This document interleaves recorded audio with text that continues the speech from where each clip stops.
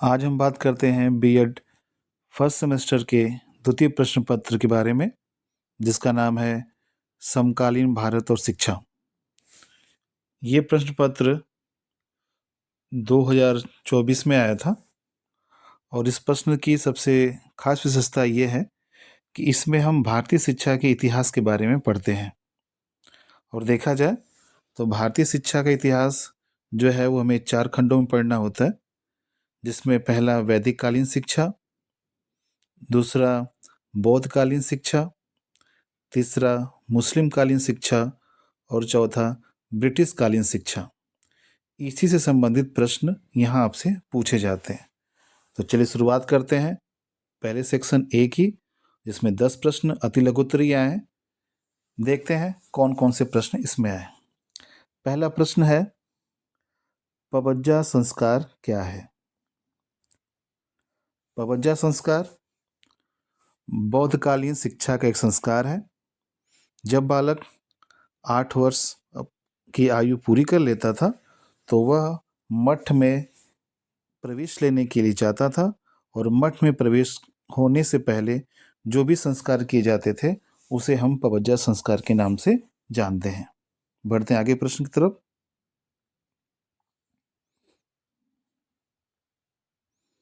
अगला प्रश्न है, जैन धर्म में त्रिरत्न से आप क्या समझते हैं?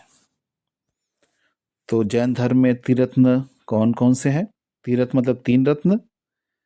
तो पहला रत्न है सम्यक ज्ञान, दूसरा है सम्यक दर्शन, तीसरा है सम्यक चरित्र। अगला प्रश्न, प्राथमिक शिक्षा में अपव्यय एवं अवरोधन। देखिए, अपव्यय का मतलब होता है बर्बाद होना और अवरोधन का मतलब होता है बाधा या रुकावट। यदि प्राथमिक शिक्षा पूरी करने से पहले कोई बच्चा ड्रॉप आउट हो जाए या वो अपनी शिक्षा पूरी न कर पाए तो उसे हम प्राथमिक शिक्षा में अपव्यय कहते हैं। और जहाँ तक अवरोधन की बात है, यदि कोई बालक एक ही कक्षा में 1 वर्ष से ज़्यादा बार फेल होता है तो वह अवरोधन कहलाता है। अगला प्रश्न, शिक्षा में वर्धा योजना क्या है? वर्धा योजना हमारे देश के राष्ट्रपिता महात्मा गांधी द्वारा शुरू की गई एक शिक्षा योजना थी, जो पहली बार गुजरात के वर्धा नामक स्थान पर प्रयोग में लाई गई थी। इसलिए हम इसे शिक्षा में वर्धा योजना के नाम से जानते हैं।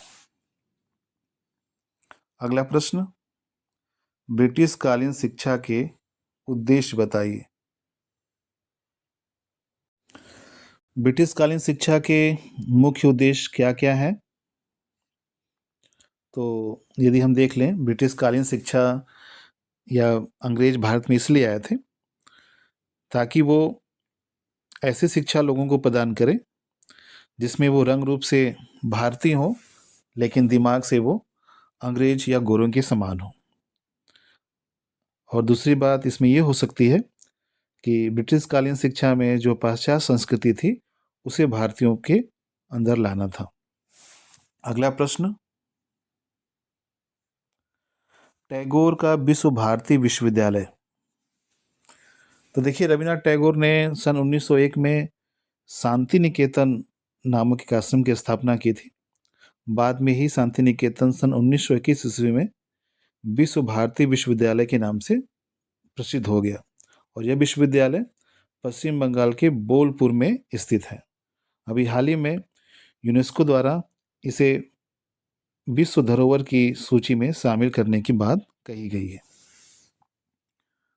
अगला प्रश्न, संघर्ष क्या है? संघर्ष यानी जब दो विचारधाराओं में आपस में टकराव होता है तो उसे हम संघर्ष के नाम दे सकते हैं। अगला प्रश्न, संस्कृति पर शिक्षा का प्रभाव। देखिए, संस्कृति पर शिक्षा के प्रभाव को हम ऐसे कह सकते हैं कि शिक्षा और संस्कृति एक ही सिक्के के दो पहलू हैं। शिक्षा संस्कृति को प्रभावित करती है और संस्कृति शिक्षा को प्रभावित करती है। बढ़ते हैं अगले प्रश्न की तरफ। जे कृष्णमूर्ति के अनुसार शिक्षा में अनुशासन। जे कृष्णमूर्ति एक प्रसिद्ध दार्शनिक थे। उन्होंने अपने शिक्षा दर्शन में अनुशासन के अंतर्गत ये कहा है कि अनुशासन दबाव में रखने की प्रक्रिया नहीं है, बल्कि अनुशासन स्वतंत्र रूप से होनी चाहिए। वो आंतरिक भी हो और बाह्य भी हो। यानी वो अनुशासन का मतलब किसी को दबाकर रखना नहीं चाहते थे। अगला प्रश्न, सार्वभौमिकरण का अर्थ। सार्वभौमिकरण का अर्थ का मतलब है, यदि हम इसको शिक्षा से देखें तो जब सभी को एक समान शिक्षा के अवसर उपलब्ध हों तो उसे हम शिक्षा में सार्वभौमिकरण कहते हैं। यदि यही प्रश्न आपसे ये ऐसे पूछे कि प्राथमिक शिक्षा में सार्वभौमिकरण का अर्थ क्या है, तो आपको इस प्रश्न का जवाब ऐसे लिखना होगा कि कक्षा 1 से कक्षा 8 तक के सभी बच्चों को निःशुल्क और अनिवार्य रूप से शिक्षा उपलब्ध कराना प्राथमिक शिक्षा में सार्वभौमिकरण का अर्थ हुआ। अब आगे बढ़ते हैं अगले सेक्शन पे।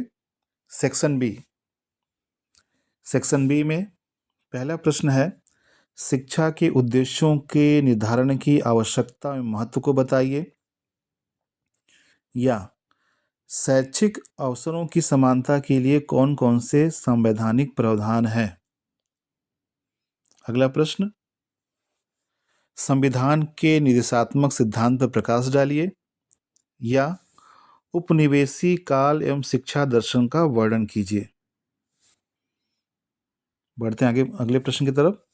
समाजीकरण से आप क्या समझते हैं, इसके कौन कौन से अभिकरण हैं, या शिक्षा मानव मूलधन के रूप में व्याख्या कीजिए। अगला प्रश्न, कोठारी आयोग के सुझावों एवं संस्तुतियों का मूल्यांकन कीजिए।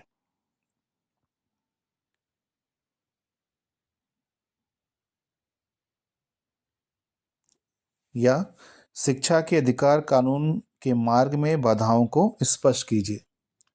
अगला प्रश्न, भारत की वर्तमान परिस्थितियों में शिक्षा के उद्देश्य का उल्लेख कीजिए, या श्री अरविंद के अनुसार शिक्षा दर्शन के आधारभूत सिद्धांत बताइए। अब बढ़ते हैं अगले सेक्शन की तरफ, सेक्शन सी, जो दीर्घ उत्तरीय प्रश्न है जिसमें आपको केवल 2 प्रश्नों के जवाब देने होते हैं। तो पहला प्रश्न है,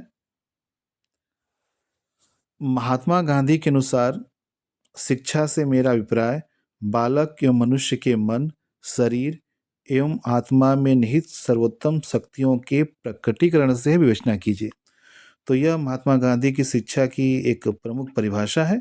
इसी परिभाषा को व्याख्या करने के लिए या विवेचना करने के लिए इसमें कहा गया है।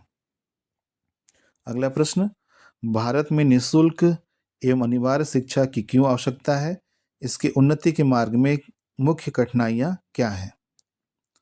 अगला प्रश्न, महिला सशक्तिकरण से क्या अभिप्राय है, महिला सशक्तिकरण में शिक्षा की भूमिका का वर्णन कीजिए। अगला प्रश्न, समान शिक्षा प्रणाली क्या है, विद्यालयों के स्वरूप के आधार पर विद्यालयों की कैसी व्यवस्था होनी चाहिए। और अंतिम प्रश्न, आर्थिक विकास का अर्थ एवं परिभाषा बताइए। आर्थिक विकास के संदर्भ में शिक्षा के प्रतिफल की विवेचना कीजिए।